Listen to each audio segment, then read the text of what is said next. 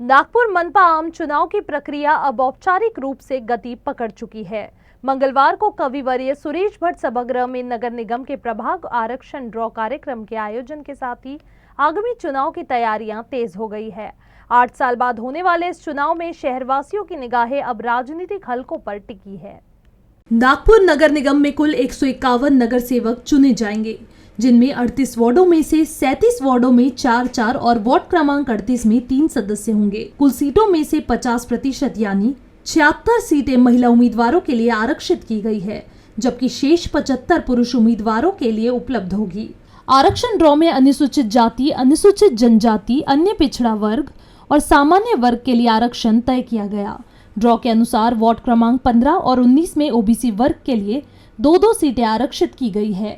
इसमें ओबीसी समुदाय में असंतोष का माहौल है और स्थानीय राजनीतिक गतिविधियां तेज हो गई है।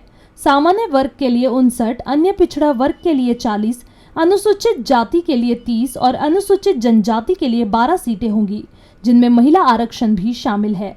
इस ड्रॉ के बाद स्पष्ट हो गया है कि किस वार्ड से कौन उम्मीदवार चुनाव लड़ेगा। मनपा चुनाव ने आरक्षण प्रारूप सोमवार 17 नवंबर 2025 को प्रकाशित करने की घोषणा की है। नागरिक 17 से 24 नवंबर तक दोपहर 3 बजे तक सुझाव या आपत्तियां संबंधित वार्ड कार्यालय, चुनाव कार्यालय या नगर निगम मुख्यालय में प्रस्तुत कर सकते हैं।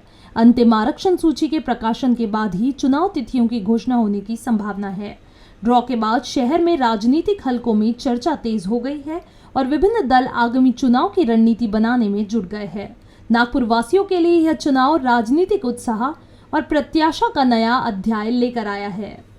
आज राज्य निवडणूक आयोगाच्या सूचनांनुसार आपल्याकडे जो आरक्षणाचा जो हे होता कार्यक्रम होता तो घेण्यात आला, सोडतीचा कार्यक्रम, वॉर्डचे जे रिझर्वेशन्स आहेत त्याचे ते आहे। आपण त्याचे प्रारूप 17 तारखेला पब्लिश करणार आहोत आणि त्याच्यावर ज्या हरकती आणि सूचना ज्या आहेत त्या 24 तारखेपर्यंत दाखल करायच्या आहे आणि त्याच्यावर मग नंतर निर्णय घेऊन आयोगाच्या मान्यतेने 2 डिसेंबरपर्यंत अंतिम आरक्षण जे आहे ते आपल्याकडे डिक्लेअर केलं जाणार आहे।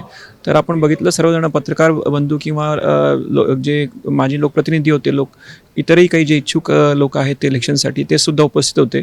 तर अतिशय ट्रान्सपरंट पद्धतीने आणि नियमांचं काटेकोर पालन करून आपण आज ही आरक्षणाची सोडतीचा कार्यक्रम जो आहे तो घेतलेला आहे।